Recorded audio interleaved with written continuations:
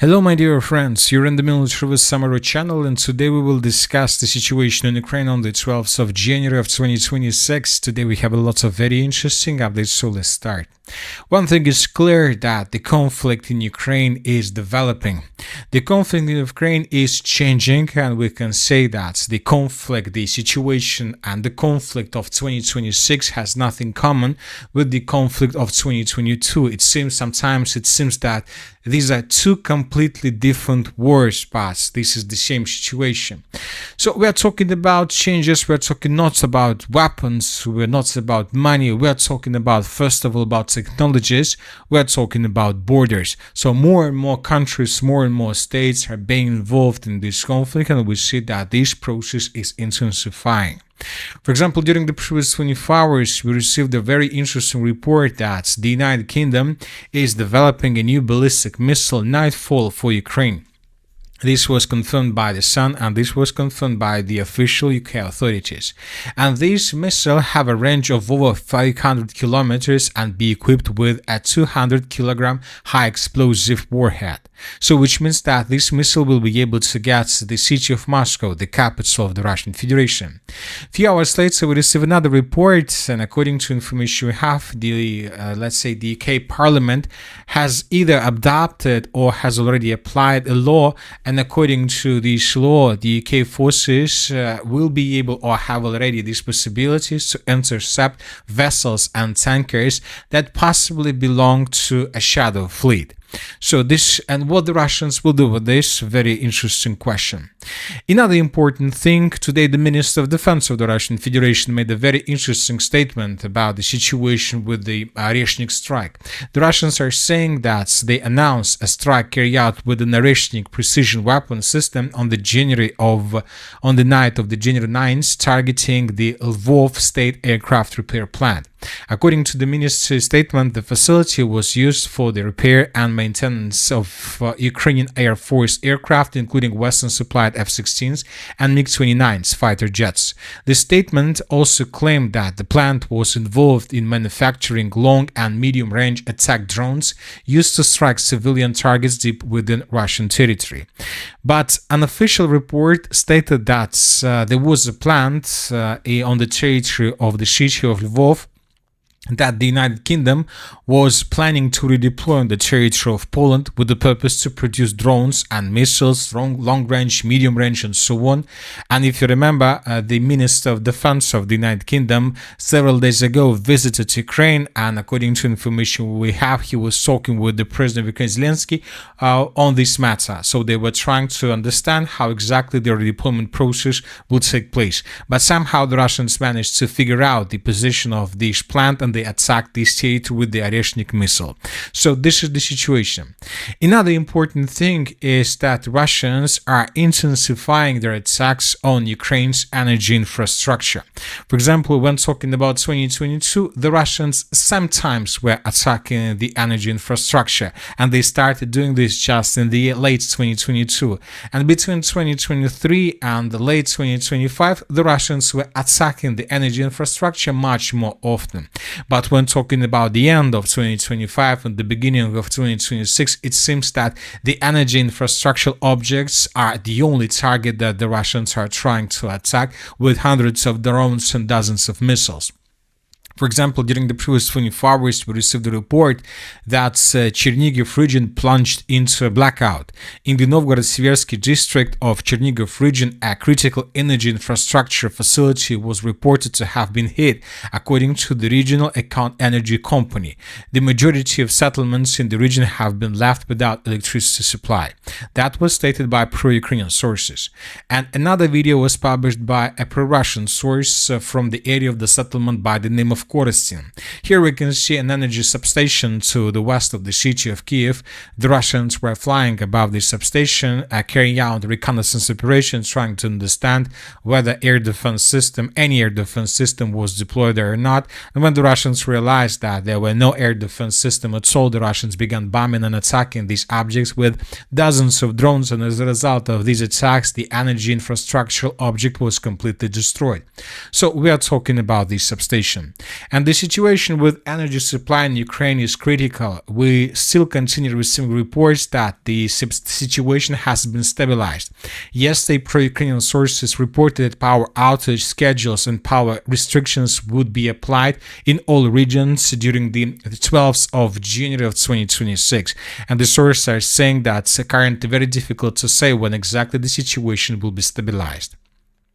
And the Russians continue bombing and attacking Kiev, bombing and attacking the city of Zaporozhye, the city of Dnipro, and the city of Odessa, and the regions, all these regions. As you can see, the Russians are paying attention just to all these four regions: the Kiev region, the Chernihiv region, the Zaporozhye region, the Dnipro region, and the Odessa region.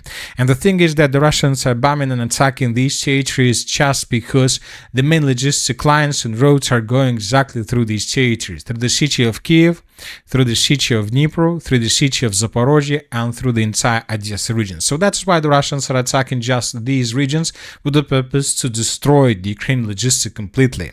For example, during the previous 24 hours, the Russians used 156 drones, and the sources are saying that the Russians were mainly attacking just objects of critical infrastructure and military objects.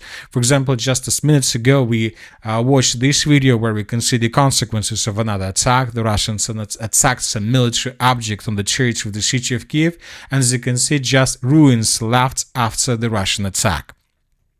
So the southern regions, the Russians continue attacking energy infrastructure and continue attacking logistic infrastructure. In this video, we can see the consequences of another attack as of the end of the 12th of January of 2026. We don't know for sure what exactly the Russians were attacking. Maybe the Russians attacked another substation. The sources are saying that the situation is critical in this area, and the situation with the energy supply, with heat and water supply, haven't been resolved yet. Another important thing, during the previous 24 hours, the Russians published this video. So this is a very long video published by Russian sources, and here we can see the Rubicon special unit, so one of the most powerful drone, unit operators of drone unit. And here we can see lots of attacks that were carried out by the Russians during the previous months. Some of these attacks took place in the Odessa region, some of these attacks took place in the Zaporozhye and Dnipro region. So this is exactly what we were talking about. The Russians are completely focused and concentrated on Ukraine's air defense, logistic, and energy, infrastructure. And as a result of this attack, as you can see, the Russians managed to deal significant damage to the armored forces of Ukraine and to its logistic. And now, this is a very important thing, Ukrainians are trying to find a way how to improve their logistic, because as we understand, the most southwestern part of the Odessa region is about to be completely cut from the mainland. And if the Russians are able somehow to cut this part of the Odessa region and this part of Ukraine from the mainland, this can lead to unpredictable consequences to the entire organization, to the entire structure of the armed forces of Ukraine. The main logistic lines are going through this area. The first road, we are talking about M15 road, goes through the city of Mayaki, and if you remember, the Russians were bombing and attacking this territory significantly in December. And yesterday we had a report that Russians attacked this territory once again. The source reported that these explosions took place in the area of the city of Mayaki. As of now, we don't know for sure what exactly the Russians were attacking. Maybe the pontoon bridge, maybe something else. And the Russians continue attacking or will restore their attacks, resume their attacks in the area of the settlement of Zatoka. And this situation forces the Ukrainians to make changes in their plans. And if Russians once again are able to cut the southwestern part of Ukraine from the mainland, then Ukrainians will be forced to start acting against Transnistria, because Transnistria is a territory between the Moldova state and between the southwestern part of Ukraine. And through these territories, you can see we can find lots of important roads that Ukraine can use for the logistic purposes between Ukraine and the NATO countries. So that is why if the southwestern part of Ukraine is being cut, the only way how to restore logistic would be some special operation in this region. And for example, during the previous 24 hours, we received lots of very interesting articles on this matter. Transnistria is completely cut off from military supplies. Ukraine and Moldova have closed all roads. 1,500 Russian military personnel are left without fuel, weapons, and resources. Both countries have closed all checkpoints with Transnistria and are conducting strict control over everything that enters, exits. So the Ukraine and Moldova haven't established complete blockade. We are talking about blockade of everything that has connections with military purposes. No weapons, no arms, no dual purpose equipment or something like this currently can enter these let's say, territories. So that is why we see that both the Ukrainians and Moldovians are preparing themselves before possible escalation in this area. Furthermore, today we had the report and the statement that was made by Maya Sandu, the president of the Republic of Moldova, and he stated that she would like to unite with Romania, and maybe this statement has some connections and a piece of the same puzzle with the blockade of Transnistria. So very difficult to say, very difficult to understand, but one thing is clear, that 2026 will bring us lots of updates from this region as well. And telling the truth, from the current situation, from the current configuration, the current state of Ukraine, NATO, European countries, and Russia, it's very difficult to imagine what the Russians are going to do with the situation if something happens in this region. Anyway, let's wait and see what is going to be next, but one thing is clear, the situation is critical, and most likely soon we're gonna start receiving lots of very interesting updates that we haven't seen since the beginning of the special military operation. Now let's talk about the Zaporozhye direction, where the Russians continue their offensive operation. And during the previous 24 hours, huge changes on the ground were recorded. So the configuration that you can see right now in front of your screens is the situation by the end of the 12th of January. This is the end of the 11th of January, and this is the end of the 12th of January. According to updates, the Russians improved their position significantly to the northeastern direction from the settlement of Lukyanovskaya. And today the Minister of Defense of the Russian Federation stated that the units of the group of forces Dnipro managed to improve their position significantly in this area. Based on the report that was published by the Minister of Defense, we have adjusted the map. So this is the end of the 11th, this is the end of the 12th of January of 2026. Furthermore, the armored forces of Ukraine were trying to counterattack in the area of the settlement of Stepnogorsk, and here we can see the clashes between Ukraine's and Russia's forces in this area. Ukrainians were trying to counterattack. This episode was geolocated, so this is another confirmation that the Russians managed to improve their positions further in the northern direction from the city of Stepnogorsk. Several neutral mappers and several pro-Russian sources also reported that the armored forces of the Russian Federation managed to improve their positions in the area of the settlement of Primorsk. Telling the truth, I expected today that the Minister of Defense of the Russian Federation would confirm this information, but they didn't do this. Instead of this, the Russians confirmed control over the settlement of Novoboykivske. Anyway, as of the end of the 12th of January 2026, we still haven't received even a single video that can confirm this progress on the ground, but maybe this video would be published in coming days or in hours. At the same time, the Ukrainians began evacuation. They began evacuation of the Zaporozhye agglomeration, and the first town or the first village of the Zaporozhye agglomeration where the mass evacuation was announced is the settlement of Kushugum, which is the most southern part of the Zaporozhye agglomeration. So this is something like a turning point in the battle for the city. We see that the Ukrainian authorities are preparing themselves most likely before the beginning of much larger evacuation of the city of Zaporozhye, which most likely may take place in 2026. The Ukrainians are trying to stabilize the situation, of course, in the Zaporozhye direction. They're trying to reinforce their positions to the south of the settlement of Kamyshevaha by sending more and more forces and troops in this area. The Russians established complete control over the only way how to enter this territory with FPV drones, and here we can see another example how Ukrainians were trying to bring additional forces, but the vehicles that were transporting the units were attacked by Russian FPV drones right exactly at this point. I'm not sure whether the Russians are going to attack in this area with the purpose to establish complete control over the territory.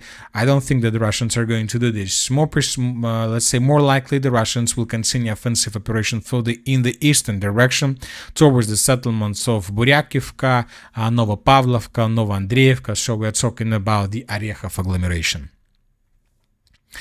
As for the eastern Zaporozhye direction, during the previous 24 hours, we haven't received anything special. Most likely there are very heavy clashes for all these villages between the settlements of Verkhnya Tersa and Zalizhnishne.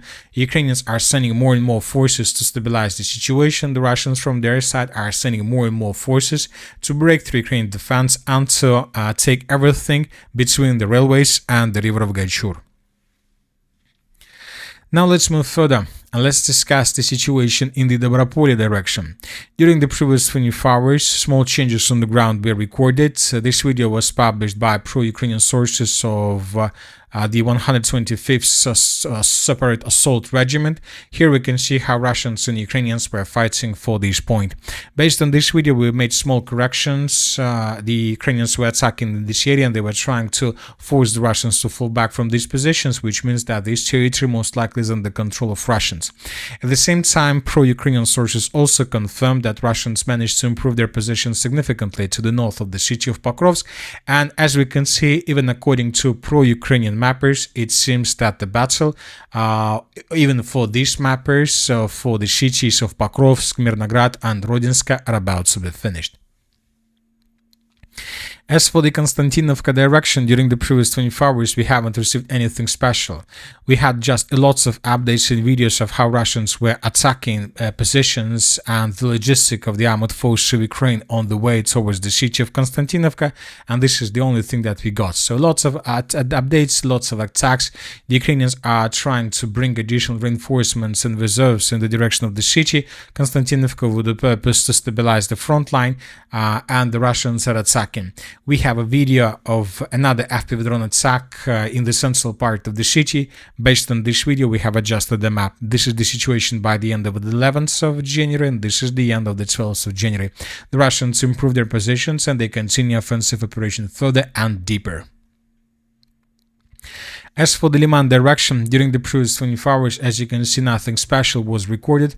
There are very heavy clashes. The Russians are trying to advance, but currently the Russians are facing a very powerful stronghold of the armored forces of Ukraine, or dense network of the fortifications that were created by the Ukrainians. And we're talking about this territory. So there are villages, trenches, strongholds, probably some underground facilities, and now the Russians are trying to storm this huge fortified area, at least from two directions, from the north and from the east, but as we can see, the Ukrainians are holding their positions. As for the Kupiansk direction, during the previous 24 hours, we received almost the same. Lots of attacks, lots of FPV drone attacks on the vehicles and forces of the armored forces of Ukraine that are trying to cross the river Voskol from the western bank towards the eastern bank of the river, but without changes on the ground. And that's it for today. Military Summary channel reminds you to condemn any violence in the world. Thank you for watching. Subscribe to my channel, put your likes, join my Patreon, and have a good day. Bye-bye.